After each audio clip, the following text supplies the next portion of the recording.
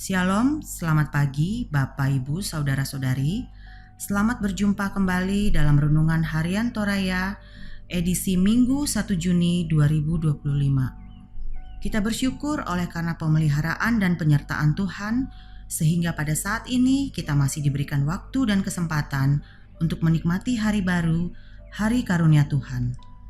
Mengawali segala kegiatan kita hari ini, mari bersama-sama mengambil waktu sejenak untuk belajar firman Tuhan.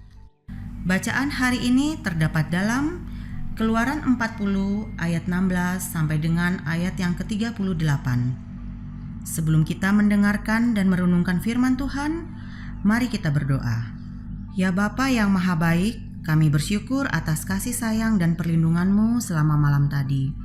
Terima kasih atas rahmat dan berkat yang telah Engkau berikan kepada kami.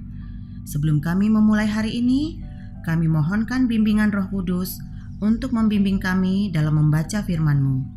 Bukalah mata hati dan pikiran kami, agar kami dapat menerima firman-Mu dengan penuh sukacita dan memahami kebenaran di dalamnya. Bimbinglah kami Bapa, agar firman-Mu dapat menjadi petunjuk dan kekuatan bagi kami dalam menjalani kehidupan ini. Dengan penuh keberanian, kami memohonkan agar kami dapat melakukan segala sesuatu dengan baik dan berhasil dalam pekerjaan dan pelayanan. Di dalam nama Tuhan Yesus Kristus kami berdoa. Amin. Keluaran 40 ayat 16 sampai dengan ayat yang ke-38 yang berbunyi, Musa mendirikan kemah suci, dan Musa melakukan semuanya itu tepat seperti yang diperintahkan Tuhan kepadanya. Demikianlah dilakukannya. Dan terjadilah dalam bulan yang pertama tahun yang kedua, pada tanggal 1 bulan itu, maka didirikanlah kemah suci. Musa mendirikan kemah suci itu, dipasangnyalah alas-alasnya, ditaruhnya papan-papannya, dipasangnya kayu-kayu lintangnya, dan didirikannya tiang-tiangnya. Dikembangkannyalah atap kemah yang menudungi kemah suci, dan diletakkannya tudung kemah di atasnya, seperti yang diperintahkan Tuhan kepada Musa. Diambilnyalah loh hukum Allah, dan ditaruhnya ke dalam tabut. Dikenakannyalah kayu pengusung pada tabut itu, dan diletakkannya tutup perdamaian di atas tabut itu. Dibawanyalah tabut itu ke dalam kemah suci, digantungkannyalah tabur penudung, dan dipasangnya sebagai penudung di depan tabut hukum Allah, seperti yang diperintahkan Tuhan kepada Musa. Ditaruhnyalah meja di dalam kemah pertemuan pada sisi kemah suci sebelah utara di depan tabir itu. Diletakkannya di atasnya roti sajian menurut susunannya di hadapan Tuhan, seperti yang diperintahkan Tuhan kepada Musa. Ditempatkannya kandil di dalam kemah pertemuan berhadapan dengan meja itu pada sisi kemah suci sebelah selatan. Dipasangnya lampu-lampu di atasnya di hadapan Tuhan, seperti yang diperintahkan Tuhan kepada Musa. Ditempatkannya mezbah emas di dalam kemah pertemuan di depan tabir itu. Dibakarnyalah di atasnya ukupan dari wangi-wangian seperti yang diperintahkan Tuhan kepada Musa. Digantungkannyalah tirai pintu kemah suci.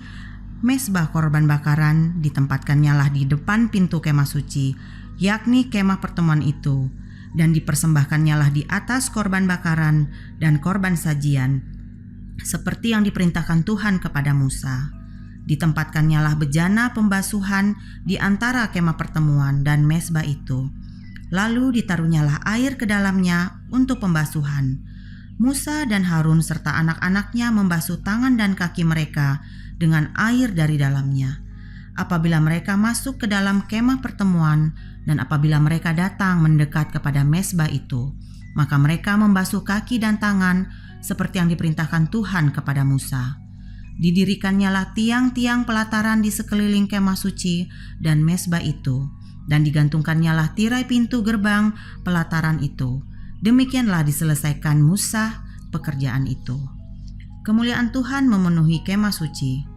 Lalu awan itu menutupi kemah pertemuan, dan kemuliaan Tuhan memenuhi kemah suci, sehingga Musa tidak dapat memasuki kemah pertemuan, sebab awan itu hinggap di atas kemah itu, dan kemuliaan Tuhan memenuhi kemah suci. Apabila awan itu naik dari atas kemah suci, Berangkatlah orang Israel dari setiap tempat mereka berkemah.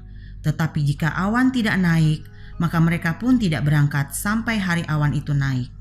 Sebab awan Tuhan itu ada di atas kemah suci pada siang hari, dan pada malam hari ada api di dalamnya, di depan mata seluruh umat Israel pada setiap tempat mereka berkemah. Amin. Tema renungan harian Toraya pada pagi hari ini yaitu kehadiran-Mu, atau lan bahasa Toraya Kama Diorenami. Ini ya benar ya, langsung ya Dek ya? Iya, Langsung ulangi. Iya, langsung ya? Ya. Oke, mulai. Ya. Kehadiran-Mu. Seorang anak sangat membutuhkan kehadiran orang tua dalam pertumbuhan dan perkembangannya.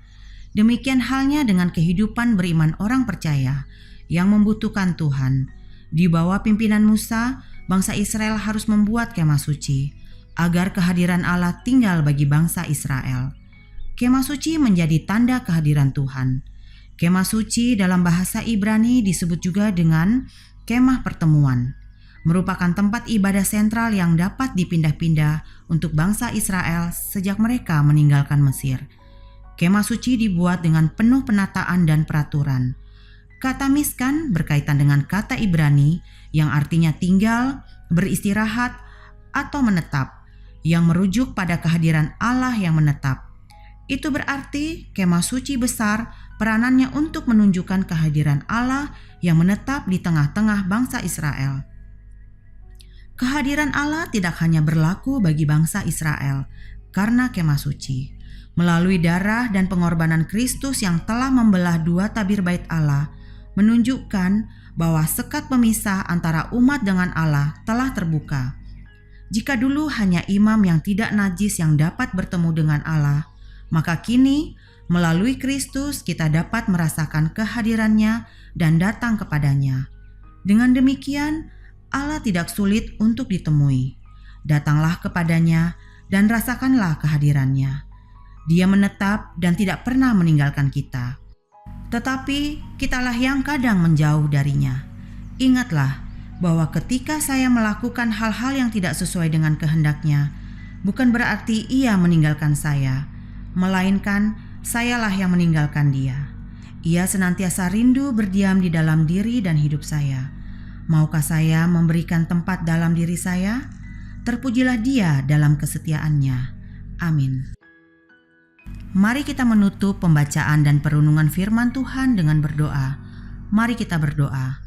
Tuhan yang Maha Kuasa, kami bersyukur karena Engkau telah memberkati kami dalam renungan harian pada pagi yang indah hari ini. Terima kasih atas kehadiran-Mu yang memberikan kekuatan dan penghiburan bagi kami. Kami memohon ampun atas segala kesalahan yang kami lakukan dalam kehidupan kami sehari-hari. Berkatilah kami dan keluarga kami, serta jadikanlah kami sebagai alat berkat bagi sesama di dunia ini. Kami berdoa agar Engkau senantiasa memberikan bimbingan dan perlindungan bagi kami dalam setiap langkah hidup kami. Kami berdoa juga untuk dunia ini agar damai sejahtera senantiasa terjaga dan kasih-Mu menjangkau setiap orang. Dalam nama Yesus Kristus kami berdoa. Amin. Demikianlah renungan harian Toraya pada hari ini dari Jemaat Laharoi Balikpapan.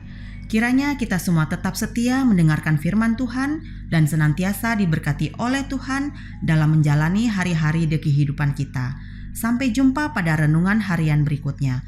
Tuhan Yesus memberkati. Shalom.